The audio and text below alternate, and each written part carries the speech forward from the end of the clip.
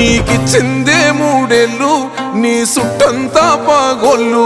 ఎంత కష్టపడ్డవో గాని తూడ్చావేమో కొన్నిళ్ళు కొమురెల్లి మల్లన్న తీరే నీ కోపము కొట్లాడినవే అసెంబ్లీలో మా కోసము మళ్ళీ నీ గెలుపు కోసం దుబ్బక మొత్తం ఒక్కటై వస్తున్నమే నువ్వు మాతో ఉంటే సాలో అన్న రఘన్నా సుడిగుండాలే దండాలు పెడతాయిలే మా కన్నా నువ్వు మాతో ఉంటే సాలో అన్న రఘన్నా